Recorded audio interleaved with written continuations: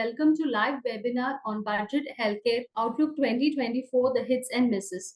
We are thrilled to have an expert panel joined us evening talking about the Union Budget 2024, the first full budget of Prime Minister Narendra Modi-led NDA government. Now, let me introduce you to our esteemed panelists who bring a wealth of knowledge and experience to this discussion. I would like to welcome our panelist, Mr. Anil Mathai, Director General, the Organization of Pharmaceutical Producers of India. Welcome, sir. Mr. Vishal Bali, Executive Chairman, Asia Healthcare Holdings. Mr. Anurag Yadav, CEO, Gleneagles Healthcare India. Mr. Rajiv Nath, Managing Director, Hindustan Syringes and Medical Devices Limited and Forum Coordinator, AIMD. Dr. Rajiv Das Gupta, Professor, Center for Social Medicine and Community Health, JNU, Editor, Indian Journal of Public Health. And we'll have Dr. Suchin Bajaj, Founder, Director, Ujala Cygnus Hospital, joining in another 10 or 15 minutes. And I have amongst us Mr. Vikas Dandekar, Editor, Pharma and Healthcare, ET Prime, who will be moderating the session. And I'm Pratibha Raju, Assistant Editor, ET Health World, will be the co-moderator. So let's start with our panel discussion. Panel about the healthcare allocations and budget support, which we have got, which we have been seeing since morning. So what is your immediate reaction to the healthcare allocations in the Union Budget 2024? Are you satisfied with 12.59% increase from 2023-2024 budget allocation? How does this budget fare in terms of healthcare support? I would like to go to Dr. Rajiv first. Dr. Rajiv, your thoughts, please. Thank you very much. This is a budget that, as you said, is the first one of NDA 3. It follows the post-COVID reconstruction period. There are some very important improvements, I would say. I'm not getting into the outlays now, which is an overall increase in the Department of Health Research, which is the research component, an increase in allocation for health technology assessment, an increase in the allocation for the state drug regulatory system, and of course the PMJAY, which is now a very important flagship. So these are very positive points that we start with. The overall allocation as far as the Department of Health and Family Welfare goes, it is actually not significantly different from the outlay of 23-24. The big jump is actually what it was revised in 23-24, which is 77,000 odd crores, and what's allocated now, which is 87,000 odd crores. And only implementation will show how much of it is actually increasingly utilized compared to 23-24. Those are my initial reactions. Thank you.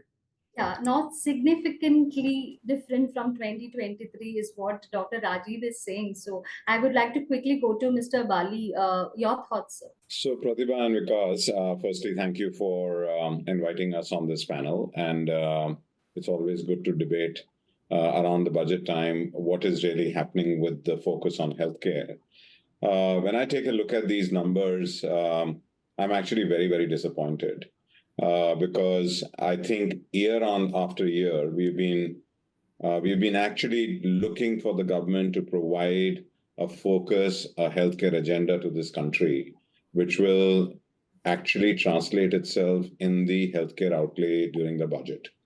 If you take a look at over the last couple of years, as a percentage of GDP, between 2022-23 and 2023-24 and now, from 2.4%, and that was obviously during the post-COVID recovery time, we are now down to almost about 1.9% of GDP. Whereas what we want is about minimum of about 2.5% of GDP. So effectively, that just goes to show that there is no focused agenda for healthcare for the country. So there is, as we are rightly trying to put together, and which this budget puts together in terms of the pathway to Viksit Bharat, which is MSMEs, which is education, which is rural employment, which is employment in general, and all that will take us towards a developed nation. But healthcare is a core pillar of a developed nation, right? It is rather the accelerator to development. And if there is no focus on this, or the focus as in terms of outlay is only going to keep reducing, I frankly don't know where we are heading in healthcare. Well, yes, definitely, I would say they'll mange more. On the whole, when you look at the overall budget, it started off very well, sounded very good in terms of the 9 strategies that they have outlaid for the country, in terms of economy, in terms of social employment, in terms of unemployment, in terms of skilling, in terms of education, in terms of health. So it definitely had a feel good factor to start with. But when he started coming down and started looking at this granular stuff in medical devices, we found that we had been expecting much more to come forward. So definitely, we are very thankful that one particular aspect that we had been seeking was a rescheduling of the scheme for the phase manufacturing program for the components for medical electronics, X-ray equipment, that the government has been responsive. They have looked into our issues, and they have reduced the custom duties on the components because 2 years are required for the people who are going to be putting up the plants. So we had sought for that to be rescheduled by 2 years' time, so that way it's good. But what we had been hoping for and what we had been informed was that most probably there'll be a scheme which will be on the pharma scheme, where manufacturers of medical devices will be allowed to modernize their plants, seek global regulatory approvals and competitiveness, and that will improve the quality of the product. They've just come under regulations.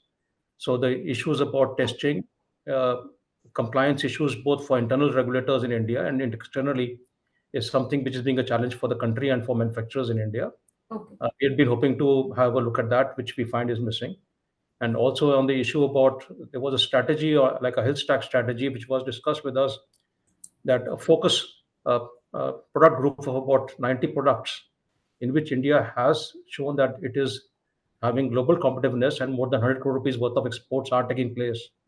Uh, in those kind of products, the government will be coming forward for some sort of a focused approach in terms of, number one, making rationalized duty structure of about 10 to 15% for the devices which are being made in the country, and secondly, in terms of inputs. So, an attractive and avoided duty structure where the cost of the input should not be more than the cost of manufacturing the product in the country. This is where we find it's missing. So these are the 3 main elements which we had been hoping will be coming forward in terms of quality, in terms of competitiveness, where the budget will be addressing the issues too, so that we can uh, support the healthcare community. So people like Dr. Bali and other people over here, they need the support of medical devices being made locally in the country, and we wanted to do our part. Okay. So we have a lot of specific questions in other aspects of budget itself. So I would like to hand it over to Mr. Vikas Dandekar. Sir, please take it over, and we have a lot of specific questions coming in. Thank you. Sure, sure. Thank you so much, Pratibha, for that fantastic introduction and great views coming from our very candid speakers. So hopefully in the next 1 hour, we'll be able to discuss all the entire spectrum of issues. So picking up from what Vishal mentioned, I would like to go to Mr. Anurag Yadav now, because he is part of a big international hospitals chain and having a fantastic presence in India. There is a mention that Vishal had in his statement, which is a mere 12.9% growth over the previous year, which is insufficient towards bridging the demand supply gap in India's healthcare. So, Anurag sir, given that you have a big investment plan in this country, what do you think will it do for our investments in healthcare? It's definitely not as much as you would like to have. Yeah, thanks, Vikas. Thanks for the invitation and having me here. I completely echo what Vishal said, right? We are at around 1.9% of the GDP spend, and India is poised to become a third largest economy and pegging to be second largest economy. Healthcare infrastructure is key for any developed nation, and if you have to grow, the healthcare has to go to the nook and corner of the country, right? We have been doing a lot of stuff, but I think focus is missing, right? If just give you an example, suppose you go to Northeast, if there's no healthcare, you can't put industry, right? You go to any other place, town C, town Tier C cities, you have to have healthcare there. So again, focus has to be there. 13% increase is there, but again, it's not sufficient, right? 2.5% of GDP is minimum. And I'm not very sure, I was reading the fine print. This year's 91,000 crores, 90,900 something crore includes some allocation for clean water and sanitation. Now, government should not put clean water sanitation into healthcare budget, right? Healthcare is healthcare. This is the basic necessity, right? So I'm not sure about it, how much is the number, but this includes that number also. And plus, I think our focus has to be that accessibility and affordability of healthcare has to be there. It needs to be going to every corner of the country. And again, comprehensive healthcare is required. Today, if government is saying that more than 70 years of age will cover in the scheme of insurance, the Prime Minister Insurance Scheme, I think we should now, government should thinking and should now focus. I would have expected a huge outlay. That anybody more than 50 years, a basic health check will be there for everybody. If that kind of a thing, today you have Aadhaar card linked across, you have all the database. If we can do that, I think we need to move to preventive healthcare than doing the treatments. I think that's required. We are a large 140 million people in the country. I think that is required, and we have to develop that across the country. And I again in this I read in the fine print and the finance minister's speech also. Eastern region some focus. I think among all the 4 regions in the country, Eastern region is still lagging behind in healthcare. I think that's a good start to begin with, but I think again far behind the expectations. That's my view. Right. In a few minutes from now, probably we'll have Dr. Shuchin Bajaj also. He caters to the markets which are in tier 2, tier 3 cities, mostly in the northern belt of the country. So we'll have his views as well. But before moving there, I'd like to have some views from Dr. Dasgupta.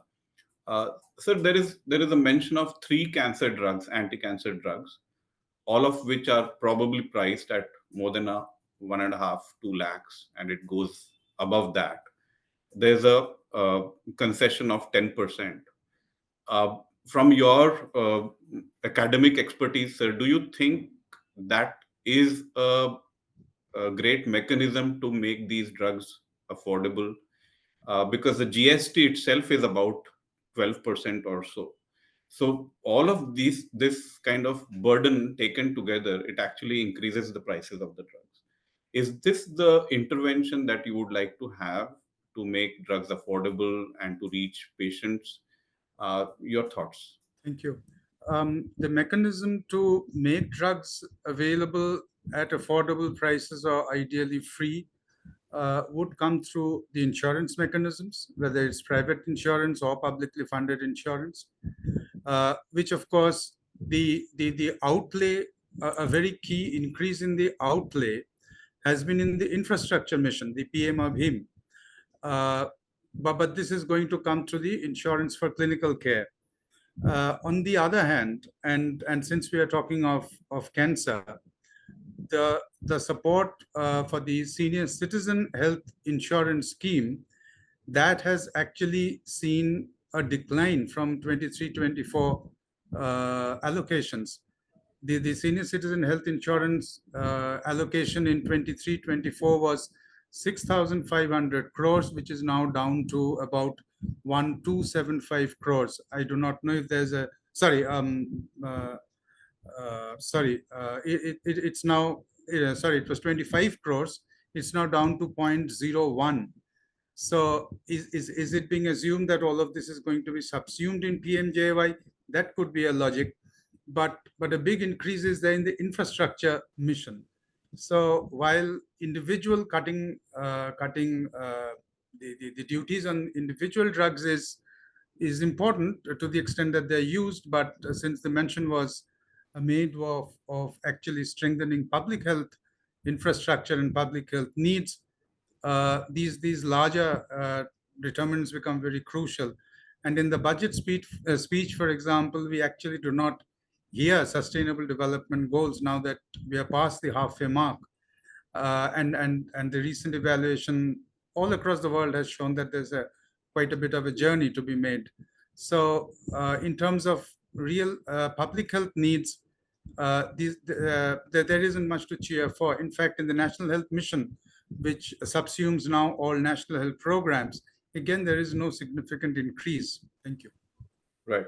No, so actually you hit on the right points, because most of the statements that we have actually received has mentioned or appreciated. Of course, there is a definite change in the way the patient will actually get the life-saving medicines, the 3 medicines that are mentioned here. One is for, I think, breast cancer, one is for lung cancer, and there is another one.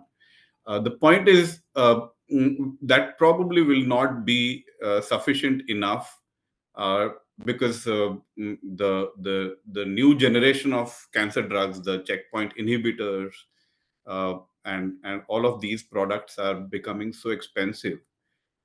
What are your thoughts in terms of making these more affordable? You mentioned about insurance as an intervention. We'd also expected more from on the Ayushman Bharat side, which hasn't found any mention. So, as a whole, do you think healthcare could have been given a better priority? Even in the 9 priorities that have been mentioned, there was no mention of healthcare. That's right. And personally speaking, both as a physician and as a teacher, education and health doesn't really form the foundation pillars of Viksit Bharat. Maybe it's too implicit to be mentioned. But one can also take some optimism from the fact that more investments have been are going to be made into tribal areas, in the less developed states, as you mentioned earlier, more into roads and infrastructure in rural areas. So those would be supported from the bottom. But as far as direct healthcare is concerned, one would have, and particularly given the 2.5% of GDP goal, there we are still falling short.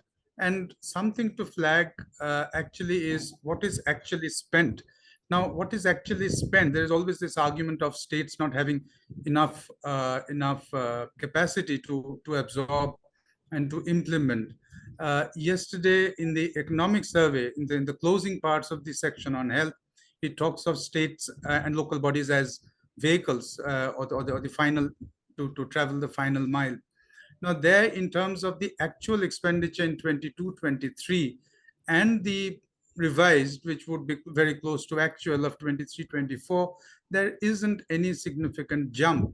It means that the capacity is still not adequate enough. And this after nearly 20 years of National Rural Health Mission, or the National Health Mission, which was meant to energize the architecture, which was meant to bring in managerial cadres, which was meant to stimulate planning from the bottom, etc. Those are some of the difficult questions that we need to address, certainly in the implementation phase. Thank you. Right. You'd like to add to that, Vishal, in terms of what could have been done better? There was some expectation of GST rationalization. I mean, you've successfully invested in many, green shoots, and then they became big. As an investor, or even as someone who's directly handled large hospitals, what are your thoughts? No, so Rajiv, that's because that's really where the dichotomy sits, right? The dichotomy sits between the private and the public side of the healthcare ecosystem. We have such a massive demand-supply gap to be filled in terms of healthcare infrastructure, in terms of healthcare talent, in terms of and when I say talent, it starts from doctors, nurses, technicians, across the entire ecosystem of talent. And there is a lot that needs to be done there. Every year we hear about, hundreds of medical colleges being started. How many of them actually go to fruition? That is one. Second, the entire ecosystem has very little teaching faculty today. And there is an absolute lack of teaching faculty. So soon you're going to have many of these medical colleges and nursing colleges, which will probably not have enough teachers. So I think the address of the healthcare sector and the needs of the healthcare sector in terms of how we will reach the end goals and how the channelization of these various ecosystems has to take place so that this demand and supply gap can be shrunk. And I know it's a huge task for this demand supply gap to be shrunk because it's coming from decades. And it's coming from decades of underinvestment in this sector. And Yes. I'm saying more from the public side. You can see on the private side, you see the amount of dollars that are actually going behind this sector as investment. And obviously so, because everybody sees that this demand supply equation is a big one for ramping up the supply side, right? So there is this massive investor interest in terms of the sector. But more importantly, what is really important is that if we have to create affordable healthcare ecosystem, and that is really the need over here, we have to go for a lot of indigenization in terms of our medical technology, as Rajiv very clearly said. We import almost close to about, if I'm not mistaken in terms of my numbers, I think it's almost close to about 64,000 crores worth of consumables and technology that we need to run our healthcare enterprises every year. Now, that is a large enough area for the government to focus on and create many schemes so that we can have a much faster ramp up around the entire provision of indigenous technologies. I mean, take a look at what happened on the pharmaceutical side. The moment the parks came up, you look at even on the software technology side, the STPI growth actually created an entire services side of the technology exports in this country. The same happened on the pharmaceutical side. Yep. Now we should aspire to be exporting to the rest of the world because we have that engineering knowledge, we have the capacity, we have the people. But if we do not get the entire ecosystem to be put together, there have to be production-linked incentive schemes which will give indigenous producers and exporters the opportunity to actually go and put the capex so that they can create that level of growth. I don't see that plan. Yeah. And this is after multiple consultations at different levels. And I think, and that's really, then when we talk about affordability, we talk about, and you were so right, the entire push for, the national insurance scheme, the entire push for Ayushman Bharat was fundamentally to make sure that, the citizens of this country are able to get affordable healthcare. When you don't even find a mention of Ayushman Bharat in 2 consecutive budgets, what does it show you? It shows that it was something that did not really have a life from a long-term perspective. And it was created, either as a pre-election kind of a slogan, which happened a couple of years back, and then it just died. But if you look at country after country which establishes total healthcare, I mean, and the NHS is the largest one in the world, but that also is so underfunded. But at least, there is a massive outlay that the NHS has so that it can give, whatever ecosystem it can create, it can give healthcare to a large portion of that country. So I think where we lack fundamentally is that there are these blocks which are all talked about, but they never come to fruition together. And there is never a single point agenda for this sector to find its ultimate goal. And if things continue to happen like this, we cannot then turn back and say, oh, the private sector is doing, they are charging real pricing, market pricing. And, you take a look at what's happening to all our imports. The dollar is now touching 83, 84 rupees. Every technology is imported. Right. And so when investors and when corporate chains, when they have to invest behind a lot of this technology to give our citizens the state-of-the-art healthcare, they are spending inflationary costs every year to bring these technologies home. How are we going to continue to deal with this situation? And how are we going to bridge this gap around affordability until and unless we create an ecosystem which is able to take some weight within the country? So that's really where I believe that, we have gaps. Sure. Yeah, that actually takes me to Mr. Rajiv Nath again, because, like pharma, which was like 2 decades ago, devices has been seen as one of those very strong, fast-growing sectors and a lot of startups. and investments happening in that category. Do you think the messaging is clear from just the 2 or 3 little steps that have been taken so far from this budget on that flat panel detectors and X-ray tubes? Is that, I mean, how do you actually describe it? Let me put it like this. My thoughts: desolate, but hopeful. Okay. Okay, that sums it up. Now, going back to and adding a little bit of what Dr. Bali said before I move on to your question over here, my perspective is, I think the central government has been thinking for too long, and they've been playing around that our role is in healthcare is purely advisory. Health is a state subject. So when they want, they step in, and when they want, they step out. This cannot go on like this in a half-hearted manner to be advisory. It has to be properly to be led, and it has to be centrally driven and centrally ownership. What I find also slightly dismaying is that sometimes you are passing the buck to the state governments, and sometimes you pass the buck to the private sector. We've seen in COVID times the crucial role and the excellent, commendable role which was played by public sector in bravely coming forward and fighting this disease. Private sector did come forward, but later on. Initially, the stalwarts were purely in the public healthcare sector who gave the confidence to the private sector to come forward. So when I find Niti Aayog talking about giving more allocation and more responsibility to private sector to step in, or to dilute whatever has been done in public sector and to sell it off to the private sector, I get dismayed. I think both need to coexist, but definitely in terms of affordability cannot come unless we've got a strong public healthcare sector over there. That's point number one. As far as your question goes, Bikasji, definitely there's a huge potential. The imports have gone up by another 13% this year. 13% is a huge number. In rupee terms, 69,000 crore rupees. So every year on year, you are increasing. The only positive picture is that only in the case of consumables and disposables, our exports have overtaken our imports.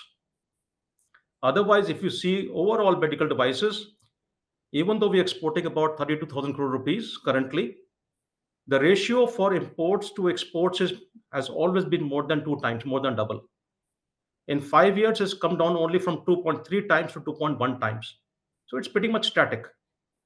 And whether it is electronics or consumables or equipments or IVDs or instruments or implants, each of the 7 segments have pretty much remained the same sector in the basket, whether it's in the import basket or the export basket. So people who are strong exporters have remained strong exporters, and where we become import dependent, we've remained import dependent. And when it comes to startups, very nice to talk about startups, very motivating, but where have they really impacted? Have they really impacted? Okay, in terms of consumables or some innovative technology or an IV test, yes, to some level in COVID times. But it is not going to be startups who are going to be making import substitution of technologies, whether it is CT scan machines or MRIs or defibrillators or something like this. This is only going to come in from real technology, which is going to come in either from buying the technology or co-investing in joint ventures or having technical collaborations. This will not come from just an innovative idea in an IIT and then you will start making the product. That can be an incremental innovation, but it can't be substituting the imports, thousands of crore rupees that we are importing over here. And for doing that, the government already has announced last year a policy. What we want to see is action on that policy. Policy has got a clear vision statement that we want to make India the leading hub for manufacturing in the world. Clearly stated that from 70% import dependence, we want to bring it down to 30% import dependence. Very good. Clearly stated 6 strategies over there. What are the strategies? One is for streamlining regulations. What is streamlining regulations? We want to be separate from drugs. Devices cannot be regulated as drugs. We want a separate regulatory framework. Parliamentary committee studied it. So why is the government shying away from doing that? Let the industry be regulated the way the best practices are internationally. Second is regarding inviting investments. Investments cannot come unless you're going to be addressing the competitiveness disability factor. You had zero investments in medical electronics or consumer electronics or mobile phones until 10 years back. And look at the huge opportunity created over there by bringing some rationalization of custom duties to 15% to 20%. WTO allows medical devices duties up to 40%. We're not being protectionist and asking 40%. We are simply saying just bring it to 10 to 15%. You're talking about healthcare allocation that Ayushman Bharat was announced. How was Ayushman Bharat going to be funded? The government 2 years back, in 2019, government 2020 beginning, government allocated a 5% cess on about 45% of the medical devices, which could be used to fund Ayushman Bharat. What we've been requesting is, agar apne duty nahi badhani hai, no problem. Instead of duty increase, you can also bring a 5% health cess, and that health cess can also fund Ayushman Bharat. So on one side, you are going to be curbing the imports. On one side, you help the consumers with affordability. On one side, you give some protectionism. It becomes a win-win for all. And some of the funding and allocation can also be done in terms of infrastructure development for the country, in terms of supporting infrastructure for the country for making medical devices. Now, what we've not been seeking, unlike other industries, is we are not seeking subsidies. IMED has never asked for subsidies for medical device manufacturing. We've only been seeking policy support because we know that with the right kind of policy support, we can be globally competitive. We are business people. Our job is to make money. We don't need crutches to make money, but allow us to thrive. That's the only thing we seek. So whether it's in terms of HRD as a strategy, innovation as a strategy, medical device export promotion council as a strategy, all these are laid out. We only want to see action on those policies which have been spelled over there. But what we find, unfortunately, is that for the PLI scheme, the pharma sector, the allocation went up from 1,200 crore rupees to 2,100 crore rupees. In medical devices, 22 companies came forward. I think only one company has got the allocation. And it's gone down from 100 crore rupees to 85 crore rupees. 85 crore rupees is peanuts. It's like a joke for the whole country. Now, in terms of medical device parks, pharma has got allocation increased from 900 crore rupees to 1,000 crore rupees. And medical devices, 4 parks coming up, 100 crore rupees was supposed to be the allocation for each one, or 25 crore rupees initially for each one over a 2-year period. That has come down from 200 crore rupees to 150 crore rupees. So the signals that we are finding is that really the political will needs to be coming forward with Mr. Nada over there, the head of the BJP party, looking after both pharma and medical devices. That's why I said desolate but hopeful. Maybe the right person with the right strength, the right kind of political will can possibly push things forward over there, because it's not just BJP who is going to solve the problem. The parliament has to solve the problem. We have to move away from state-driven health to central-driven health. And center has to take ownership. Maybe we have to go back to the parliament and make some changes in the constitutional character of our country over here. Thank you. Entire model that you have designed is making healthcare affordable. And I think that's where we would like to have your views. Just recently, you had a massive deal based on what you have actually done, the bottom of the pyramid approach. Do you think we've done enough to really model this whole healthcare system to make it more affordable? What else can be done? So I think, sir, today's related to the discussion on today's budget, I actually had great expectations. I don't know why. I always have great expectations, but as usual, I think this has been one of the dampest budgets related to healthcare I've ever seen. I mean, nothing has been mentioned at all. We were waiting. We had advocated for a lot of things. We were thinking that even if they accept 5 to 10% of it, it will be good. But apparently, nothing has gone through. In real terms, the budget is lesser than ever before. And we've been listening to this promise of a 3%, sometimes 2.5%, but I think this will go below 1.25%. So I don't know where the focus is right now. I think the focus is on holding the government together, maybe. But the health of the country needs some focus. If we are aiming for a $5 trillion economy, a sick nation cannot lead a fast growing economy. So we need to focus on healthcare, need to focus. Where is the budget coming from for the everyone above 70 getting into the Ayushman scheme? Even now, with even the current patients, we don't have money coming into hospitals like ours. We run hospitals in small towns, in rural communities. The average payment period of the government schemes, I don't think we need to talk about it here. Everyone knows it. But if you are going to include more and more people in it without allocating any budget to it or even talking about it, I don't know how successful these schemes will be. So the government really needs to do a relook at the healthcare budget. Maybe run a separate healthcare budget like we used to do the railway budget earlier. I think the time has come for that. That if the government is too busy looking at bigger issues, infrastructure, economy, trade, maybe we should have a dedicated separate healthcare budget, because that is really the need of the hour. Otherwise, these kinds of budgets, I think the lesser said the better. I didn't really want to come in, but Pratibhaji was, no, you should come in. I said, I have nothing to say here. I mean, we have nothing to say really. It is a very disappointing budget, is all I can say. There is a very clear consensus that this has disappointed very serious and key stakeholders. How do we move from here? In fact, we haven't got Mr. Anil Matai into the discussion because of his system issues. I think he's also back now. Sir, we had a good round of discussions, and the consensus is that it's not really been up to the mark across. We have prominent representation from the academic side. We have Mr. Rajiv Nath. We have Vishal Bali. So we overall, I mean, I missed the earlier discussion. So we at OPPI, I know that I did hear the earlier speaker say that it's been disappointing, yes. But overall, I think at OPPI, we commend the government's commitment to improve healthcare access and innovation. Because we also saw in the economic survey yesterday mentioned that the next leg of growth of the Indian pharma sector will come by advocating both innovation while maintaining India's position as a cost-efficient, effective, and efficient producer of generic drugs. So at least the sound bites are right.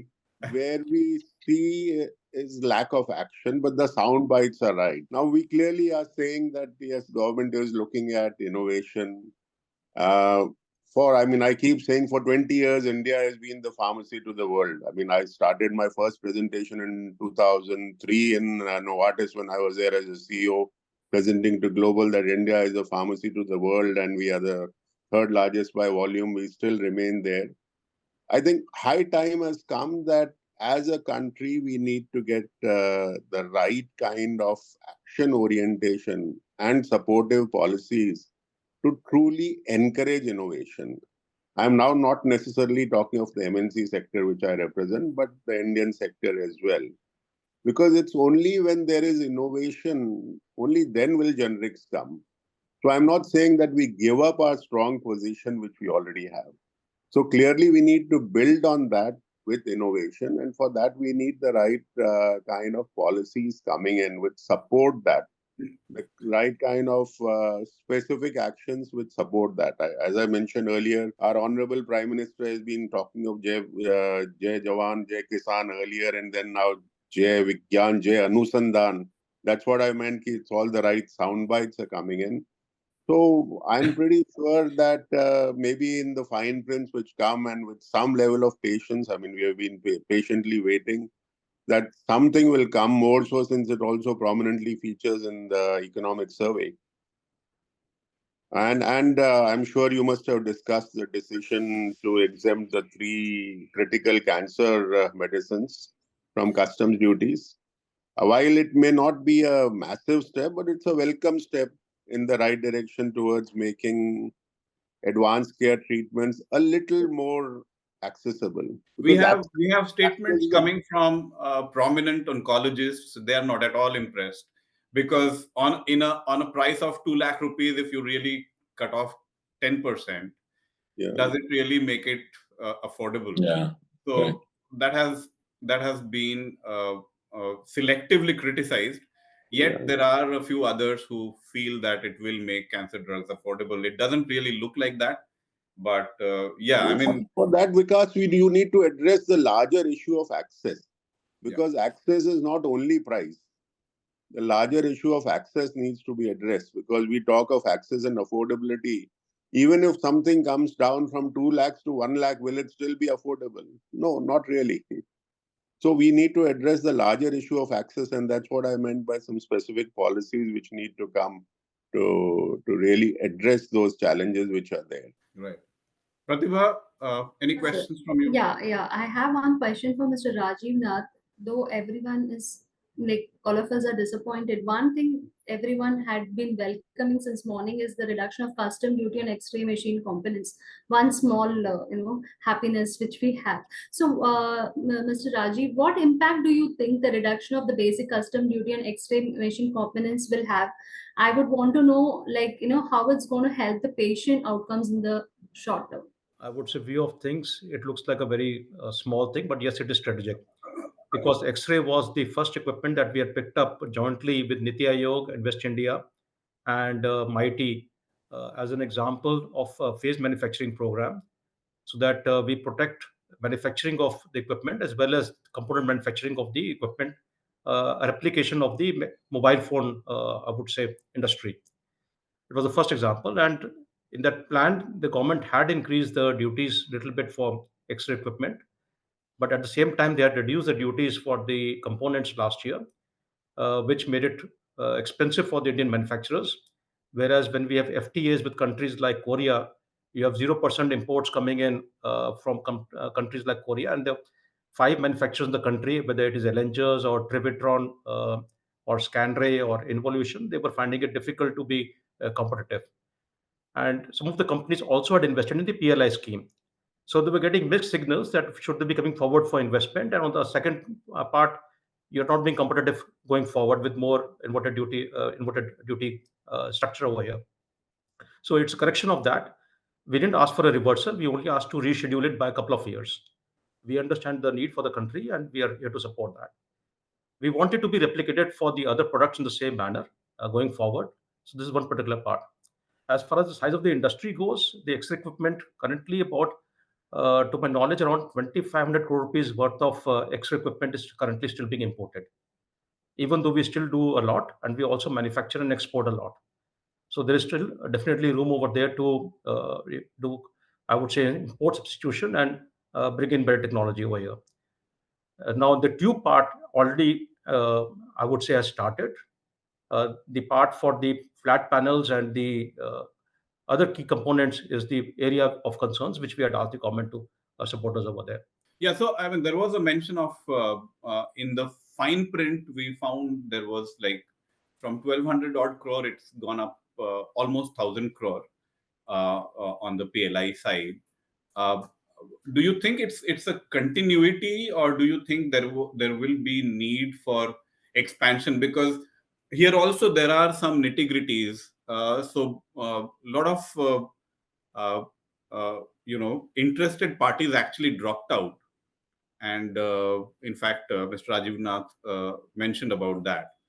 What do you think needs to be changed?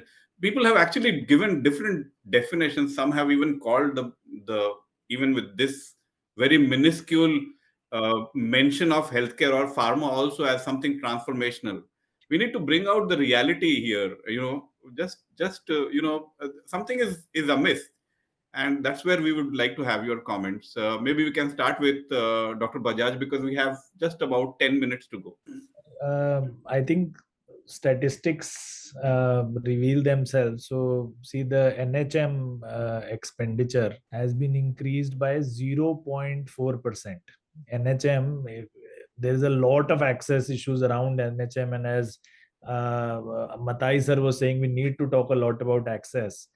NHM, the recommendation was that the budget to NHM should be doubled, and now it is 0.4% increase. In view of the 6.4% increase in GDP, we are seeing that in real terms, actually, you are giving lesser money to NHM, which is the bedrock of your infant mortality, which we still have not achieved the SDG goals, the maternal mortality rate still not achieved the SDG goals. The issue is the UN also needs to, I think, talk to the government that if we are looking at worldwide achievement of SDG goals, if a huge country like India with 20% of the world's population is not able to achieve it, the world will definitely not achieve it. So it is really nothing. I don't think transformational is a word that we can use. There is a very small incremental change, as Matai sir also said. The words being used are good. The intent seems to be good. The cutting of duties, etc., I don't think will have a lot of effect. We really need to push our domestic manufacturers to achieve even greater strength. We are already very, very strong in pharma, but we need to be really strong in medical equipments, as has been emphasized by Nath sir. We really need to make them thrive, make them survive, and we really need to encourage organizations like ours also to go and provide healthcare in the small towns, in the villages, which right now has no incentives at all. There's nothing being spoken of delivering of healthcare. So we need all of these issues to be focused on at length. Nadda sir needs to really, I think, intervene and have a strong chat with the government. Anurag sir, you want to come in here? Yes, my parting remarks would be, I think all of us are disappointed, but I can say Modi version 3.0 version, year 1 of 5 years. So if you look at that, I think again, the few things which I think as a good step, very few, I think government has increased investment in primary healthcare, right? They're looking at National Health Mission scheme, more allocation toward that, improving the infant mortality rate, right? And looking at anemia amongst the women. I think these are two very, very fundamental, bottom of the pyramid kind of stuff. And I can only say budget of 2024, even though it's a disappointing. My sense is, because again, I'm repeating it, India has to become third largest economy and want to become a Viksit Bharat, and Amrit Kal has started. I think we need to address our immediate needs and long-term needs as a country, right? I don't think that there will be a separate healthcare budget in India. That's a reality. It's too much of a ask, but I think as a healthcare provider, I am optimistic and I'm very, very positive that government will look for all these things and will initiate some major steps in the years to come, which will benefit our patients and broader community. Healthcare is a very, very community focused need. So we need to, I think we need to do that. That's the summation from my side. Sure. You're bringing some glimmer of hope in a rather dampened mood. Dr. Dasgupta, your turn, sir. I'll only draw upon two observations made, one by Dr. Bajaj and one by Mr. Rajiv Nath. What Dr. Bajaj said in his opening, points, the struggles of insurance reimbursements that small hospitals are still facing. That was the RSBY era in a completely different decade, 2007, 8, 9, 15, nearly 15 years ago. We are supposed to have passed that stage, but still those serving in tier 2, tier 3 cities, or even block level institutions, private institutions, they are still struggling. We haven't really learned how to fix these in 15 years. Though the Ayushman Bharat claims to do that. And the other thing Mr. Rajiv Nath said, very important, about what really are these core central responsibilities, and has this budget even promising to deliver that bit, granting a lot of it is at the state level, etc. I'll draw your attention to one very disappointing, and personally disappointing because I work in that area, which is the commitment to One Health, pandemic preparedness, etc., which is absolutely central. It's reduced from 313 crores last year's allocation to 212 or something, roughly 100 crores decline on a 300 crore allocation. So these are absolutely key central responsibilities. There also it doesn't seem to meet the promise. Thank you. Right.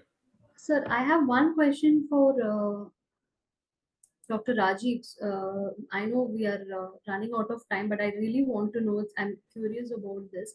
In the interim budget, there was a mention about the cervical cancer, and they promised to encourage the vaccination for the girls between 9 to 14 years of age. But how it is going to be supported through a funded national program, there was nothing about that in the union budget today. How do you see this, sir? And only Punjab and Sikkim governments in 2016 had a program on this. So how do you see this? And you think that should have been mentioned, because when the interim budget was out, every other hospital and healthcare expert were really happy about it. Your take on it, quickly, sir. Yes, in very brief, you're absolutely right, because what we sort of ended at that point was the budget will allocate and then it will roll out. That was really the line at that point. Yes, it's silent or seemingly silent on that. At the same time, the report, the joint report of the WHO and UNICEF that came out last week, which of course the government has contested on zero-dose children. I'm not getting into that. That report also mentions the HPV vaccination, and it calls upon, one of our co-panelists said, the UN needs to make an appeal. So the joint report also makes an appeal to India to actually kick this off. So it is a very important item on the immunization agenda, but seemingly, at least in this document, there is no mention. Thank you. Because around the healthcare spending, if you wanted to ask about, like, though all the panelists have touched about it, but how critical is the increase of 2.5% of GDP? Quickly, if all the panelists could, give one or two pointers. This has been a clarion call by the healthcare experts we have. There has been enough we have been asking. So I would like to go to Mr. Vishal Bali on it. Yeah, so, very quickly, Pratibha, if you take a look at infrastructure spending, it's about 3.5% of GDP, right? Infrastructure is priority for the country. And for the longest period of time, we've been actually saying that the healthcare sector needs to be seen as a priority sector. So if there is a counter priority sector which gets about 3.4% of the GDP, you can't have this sector at 1.9% of GDP, right? And reducing. Capital expenditure on infrastructure is continuously increasing. This one is continuously depreciating. So something is not right. And so therefore, is this really a priority sector? The answer to that question is no. Quickly to Dr. Sachin on the same question. So that is why I started out, Pratibhaji, with saying that where is the 3% or 2.5% that we've been promised for since the last many, many years. As Bali sir said, it is actually not on an upward path anymore. We are seeing shrinkage in real terms, as I pointed out in the NHM budget as well as the overall budget. We will be shrinking. So we really need to make the general public rally around this and make this into a big election issue. I think till the time the electoral issues are not about healthcare and education, the political parties have no compulsion to talk about this and act on this, right? Because till the time the electoral issues are about various permutations and combinations, nobody will address this. So I think it is up to the civil society as well as the healthcare organizations to make sure that we increase awareness and rally the general public around this and make it into an electoral issue. That kind of wrapped up the whole conversation in a very clear tone. I don't know, probably we are eternally optimistic about seeing the budget as the next big thing, and somewhere healthcare will find a prominent mention. It just doesn't happen. In fact, there was a bounce which came when Ayushman Bharat came. I mean, that was one really a big revolutionary step. And we started feeling that, it probably will get more prominence. It doesn't look like that. So just one quick point, if we can have 30 seconds each. What needs to be done now, from the representation side, from the industry side, from the healthcare side, from the devices side? Just 30 seconds for each of From you. devices side, I would say that when you talk about affordability, unless we have something to regulate prices, consumers will not gain the benefit. Okay. And the price regulation has to be done to help manufacturing the country, not be against manufacturing the country. Custom duties do not help consumers get lower price products. They buy on the MRP when they go to a hospital. Yeah. And accessibility will only improve when you've got many manufacturers making the product. There's healthy Right. competition and they drive down the pricing. Right. And the third part is that for manufacturers who have come forward to be attracted under things like PLI, they can only be doing that in a sustainable manner if they are not going to be distracted with pre-imports, owned imports allowed to be coming now, with the public procurement order which was supporting them, that is being whittled down, and the GT list has been increased. So there is more exemption available for imports taking place. So the people who are getting factories and investing in those technologies as standalone entrepreneurs, they're finding it in an odd position that unless they create competition, they cannot survive. So if it's Sure. one company, they're told that you cannot be a one company alone. In fact, that brave person used to be supported to maximum. Thank you. Got it. Okay. We'll try to stick to 30-second norm, sir. Next one, who wants to go? Anurag Yadav ji? Yeah, because I think 30 seconds, Yes. all of us, healthcare providers, pharma, manufacturer, medical devices, I think we all need to come under one umbrella. Because Yeah. I think that's the way, because we are part of one ecosystem. We should not put different umbrellas under one larger Well umbrella. said. Maybe Well all of us should. That's my 30-second comment. That was exactly what I was actually going to think about. So yeah, that's great. Dr. Shuchin Bajaj? Yeah, the wonderful idea, Anurag ji, wonderful. So for healthcare provider side, I think needs to be incentivized to go to aspirational districts and rural and semi-urban areas. Like there is a policy for 45-day payment for MSMEs. I think government needs to put out a policy for payment of all dues to healthcare organizations within 45 days. And third, I think we need to have tax breaks for doctors as well as other employees who work in aspirational districts or rural areas. The centrally sponsored schemes are one where the center and the state act together. Now, the synergy and flexibility really needs to improve there so that the core national health mission items are actually implemented and utilized much better. We would like to see that in the implementation arm of this. Thank you. Wonderful. Vishal, you want to go next? I have always admired your articulation. No, so because if you take a look at India has what an advantage, right? If you look at the entire pyramid of how healthcare moves from primary to secondary to tertiary healthcare and to quaternary healthcare, India has all of this, right? Now it's about the execution. It's about creating and optimizing for what we already have. There are, we have enough number of primary healthcare centers. We have secondary institutions. We have district hospitals. We have so many ESI hospitals in this country which are lying vacant, right? So there is, when we talk about infrastructure and we talk about optimization of what we have as resources, that's where strategy meets execution. And if execution does not happen, then we will keep going back into the same thought process, and which is around, we are going to get 1.9% of our GDP on healthcare.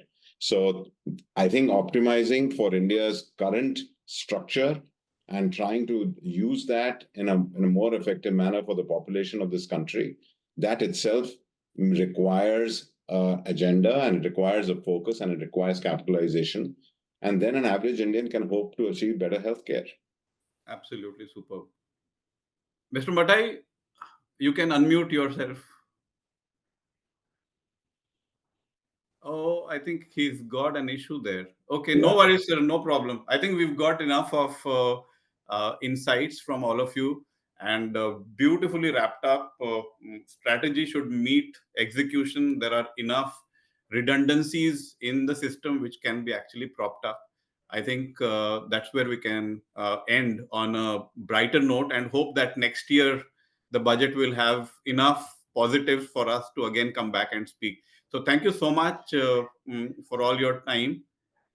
And also, because to top it all up, because Suchin is there, I also wanted to say that, you look at the entrepreneurial ecosystem of this country, where people have taken those bold steps of going out there and creating new business models and new business strategies to deliver a last mile healthcare. So there is so much in this country to be optimized on. Absolutely. Because we've done that. I've come back again to make a closing remark before. Yeah, please. Yeah. Definitely. We'll not close before you speak. Yeah.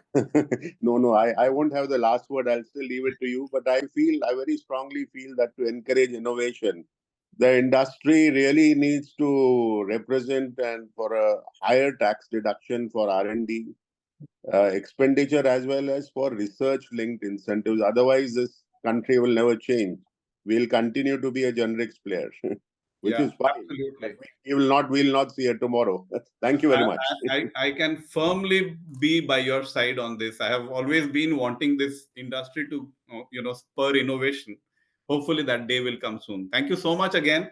I think grateful that you all have spent time on a very busy day and at a very short notice. Thank you so much again, sir. Thank you very much. Thank you. I would also like to extend thanks to all the panelists for your time and expertise.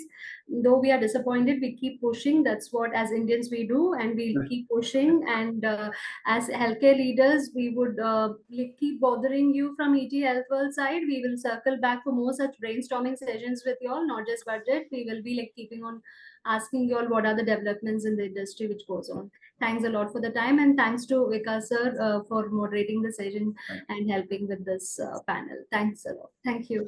Thank you very much. Thank you. Thanks. Thank you all.